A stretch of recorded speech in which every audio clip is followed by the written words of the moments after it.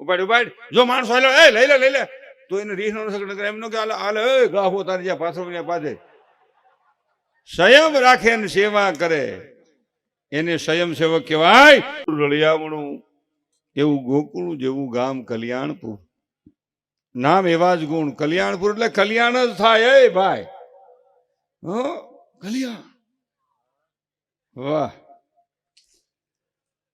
એવા કલ્યાણપુર ગામની પાવન ધરતીમાં છે. નકર ધરતી ત્યાંથી દરિયા સુધી છો ભાઈ.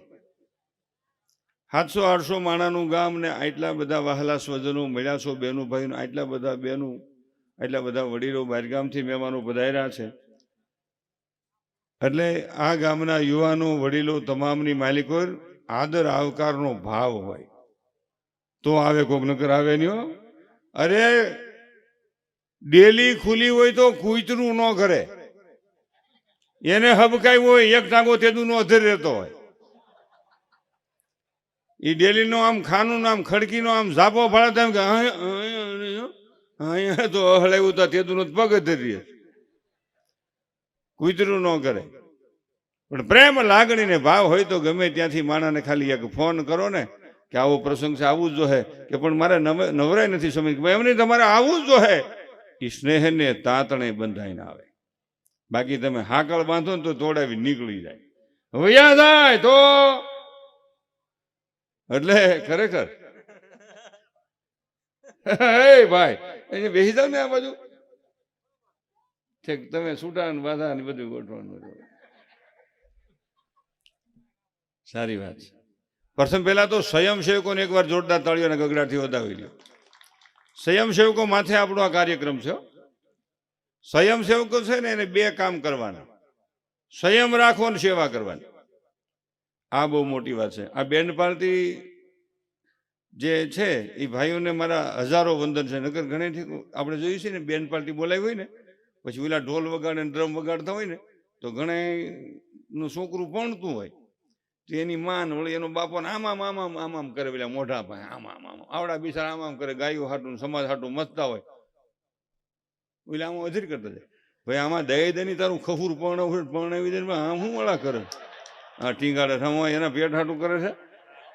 સારું હાડું તેમાં બોલો બોલો આમ કરી દે, પેલી બાઈ હોય લે. આમ બીજા માટે ઢોલ ગળામાં નાખીને આટા મારે છે, ડ્રમ ગોળામાં નાખીને આટા મારે, એટલું બધું ટીંગાડવાની શું આમ દઈ દે ને ભાઈ, એ આલ્યો બાપા એમ કરી નાખી તોય તારો છોકરાનું ઘર હાલશે. આમ ટીંગાડશો તો એ ટીંગાડશે. 1.5 મહિને એમ કે નહીં ચાલે, સટક છે હું એમ અમદાવાદ કાઢે. હા પણ કોકના છોકરા આમ બિચારા ડ્રમ આમ આગતા હોય, આમ પરસેવે રેપદેપ થઈ ગયા. આમ મેં જોયું સાવું એટલે હું તો ખીજા હોય ભાઈ, દયા દઈને દેવાય તો હો ભાઈ, નાઈક પાછા પપુડી વાળીને ખીસામાં હું મંડાણો હતો અકલ વિનાનો. એટલે સ્વયંસેવકો છે ને સંયમ રાખવો ને સેવા કરવી, 2 પાત્રો ભજવવાના. તમે ગમે એમ ખીજાવ તો એ ખીજાય નહીં. અહીં ગોડલું પાથર્યું હોય અને એમ બીજો આવીને આમ કે એ આમ લઈ લે, કે મને ભાઈએ કીધું, એને ન ખબર હોય,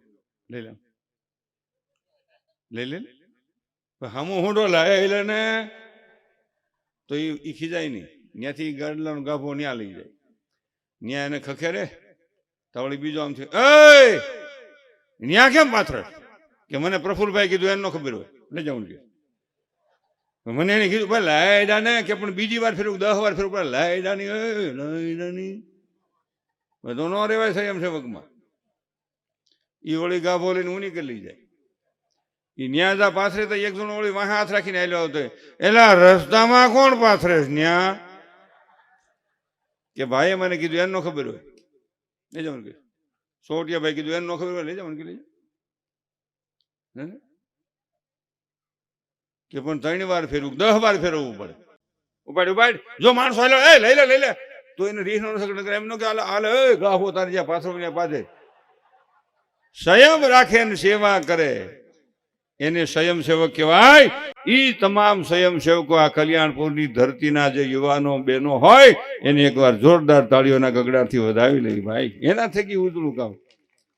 અટાણે તમે સમાજે અમુક માણસો રાખ્યા કે અહીંયા રહેજો ને ગાંઠિયા ગરમ ખવડાવજો ને તમારે રહેવું, એને આ પ્રોગ્રામનો આનંદ નહીં હોય. પણ હાસા પાયાના પથ્થર એ છે, એની માથે આખી ઇમારત ઊભી છે. હાસા પાયાના પથ્થર એ છે હો, કે જેને આ કાંઈ આનંદ મળે નહીં, પણ એને નિજાનંદ છે કે અમે ભલે અહીં કામ કરી પણ અમારા ગામનું કામ સારું થાય છે તો આ આનંદ અમને નિજાનંદમાં પ્રગટ થાય છે, એવો આનંદ થાય.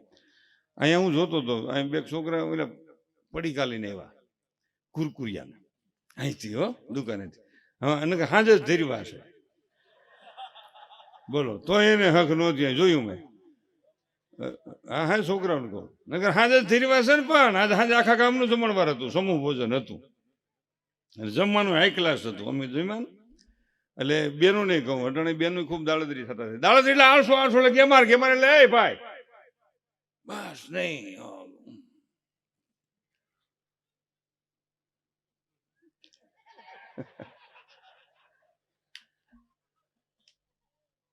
ખરેખર આપણે નથી, આપણે વૈષ્ણવમાં ઘમર ઘમર વલોણું ગાજે માં યશોદાનું ની બધા ગીતો આવે છે. પેલા આપણે વલોણું હાંકતા, મારી ઉંમરના બધા વલોણું ફેરવું જ હોય, અને કે બેનું એ તો ફેરવું જ હોય, પણ પુરુષો હોત એક રવાય અને 2 નેત્રા હોય, 3 નેત્રા હોત હોય, જાજા દુજાણા હોય તો તને ન ખબર હોય, તમે મોકે પૂગ્યા છો, એ ન ખબર હોય ને. પણ આ બધા છોકરાઓને શું ખબર હોય? હા પણ મારી ઉંમરના જ બધાને ખબર હોય. વલોણું હાંકતા આપણે, મેં પોતે સાહેબ ફેરવેલી છે હોત, આમ હો ભાઈ આમ. અને એ મા દીકરો બે સાહેબ ફેરવે, પછી એ માખણનો પીંડો પાછો આમ હાથમાં આમ 1 કિલા એકનો આમ આમ. અટાણે તો 500 ગ્રામ 1/2 લીટર લઈ આવે દૂધ, એને હોત મેળવે ને પછી એમાં પેલો દાંડો ફેરવે, એમાં શેડા જેવું માખણ થાય કે અમારે માખણ બહુ ભેગું થાય, શેડા જેવું આમ જોવો તો ગમે નહીં, આમ થઈ જાય. હા હા, અરે એ તમને એમ થઈ જાય કે આ હું, અને તો એ પાછા વખાણ કરે અમારે માખણ હોત ઘરનું જ થાય. ઓહો, અને ઓલા તો છે ને પછી માં રોટલા ઘડીને પછી માથે માખણનો પીંડો નાખીને આપણે છે ને દહીં નોજી એમને ઉતરી જાય ગણેશ સીધા. અટાણે તો લોભે એટલો બેનું ચાલુ રાખ્યો છે, ઘરવાળો તો ફાંકી ખાતા જ કરે. એ મારી ના નથી, ખવાય માપે ખાવું. બેનું લોભ કેવો કરે, ઘીની તપેલી ગરમ કરે, પાપડની માસીની દીકરી રોટલી ઉતારે, કોક લાગત નહીં, અને ઘીની તપેલી ગરમ, અહીં વાટકો લઈ અને પછી તપેલીમાં ઘી ગરમ ઘીમાં બોળીને પછી રોટલી માથામાં સોપડે, એટલે શું કવર ઓછું થાય, ઓછું ઘી વપરાયેલા સમજ ને તું. એના કરતા ઘરવાળાને પેટ જ સોપડી દેવાય, અને બિચારાનું પેટ તો કોણું રે, એટલે હાવ ખાવું નથી, આ થાહે હું પણ એ સમજાતું નથી. હાવ આમ હાલે પણ ભાઈ, આપણા ગૌઠા બાપામાં તાકાત હતી એટલી આપણા શેની આ ગઈ ક્યાં? વ્યસનમાં, ફેશનમાં, રોગમાં, આ ભોગમાં, ભોગમાંથી રોગમાં, આ એમાં થયું છે. હા અટાણે તમે જુઓ ને, આ મોબાઈલ ધીરુભાઈ છોકરાએ નેટ ફ્રી કર્યું છે ને, તો 15% તો યુવાનો એમાં નવરાત નથી થતા, આખો દી સેલ્ફી જ પાડ્યા કરે, બાયું ભાઈ બધા નાના મોટા બધા.